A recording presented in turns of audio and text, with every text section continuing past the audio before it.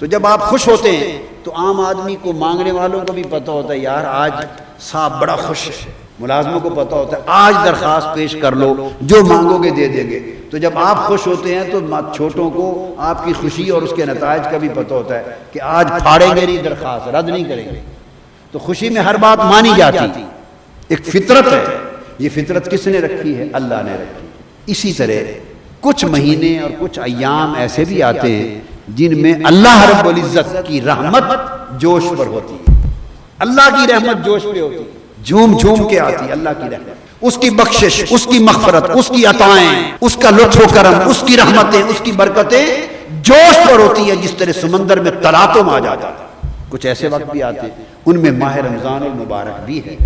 اور رمضان کی 30 راتوں اور 30 دنوں میں پھر شب قدر دی، لیلۃ القدر، اس میں اللہ کی رحمت اور عطا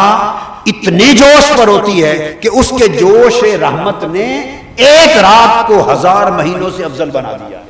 اس کی ایک ریزن ہے، صرف فرمایا کہ اس کو ایک نسبت ملی، اس رات میں میرا قرآن آیا، اس رات میں میرا، بولیے نا، قرآن آیا۔ بس چونکہ اس رات کو قرآن کی زمین پر آنے کی نسبت ملی، تو اس نسبت سے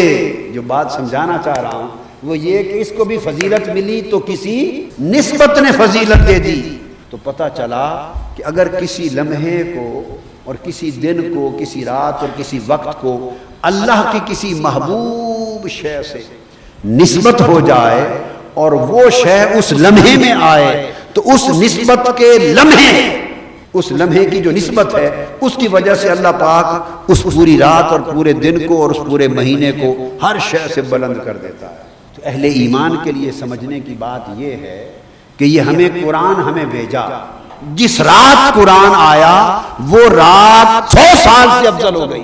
1000 مہینوں سے افضل ہو گئی۔ اور پھر قرآن آیا کس کے لیے؟ اندازہ کر لیں، وہ رات اور وہ مہینہ جس میں وہ صاحب قرآن زمین پر آیا کہ جس کے آنے سے پھر قرآن بھی اترتا گیا اور رمضان بھی آتا گیا اور اسلام بھی آتا گیا۔ تو جس رات اور جس مہینے میں وہ ہستی آئی جس کی خاطر رب کائنات نے ساری کائنات کو بنایا، 1,24,000 انبیاء کو بھیجا ہے، بس میں خلق سجائی ہے، جس کی خاطر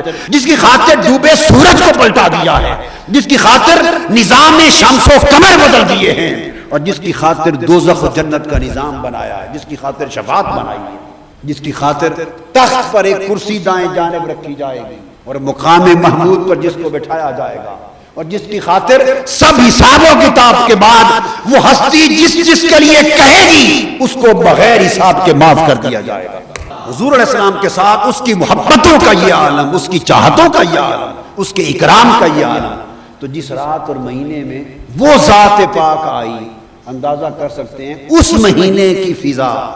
آب و ہوا، اس میں اس کی رحمتیں، اس کی برکتیں، اس کی نعمتیں، اس کی خوشیاں، اس کی عطائیں، اس کی رضائیں کس حال میں ہوں، تو اس مہینے کے لطف و کرم کا کیف ہی کچھ اور ہوگا۔ لہٰذا میں تو کہتا ہوں کہ ماہ رمضان کو فضیلت ملی قرآن کے صدقے، اور قرآن کی اور رمضان کی نعمت ملی صاحب قرآن کے صدقے، حبیب رحمان کے صدقے۔ سو لاکھ رمضان ہوں تو مصطفیٰ کی ایک آمد کے لمحے پہ قربان ہو، کروڑوں رمضان آقا علیہ السلام کے لمحے ولادت پہ قربان ہو۔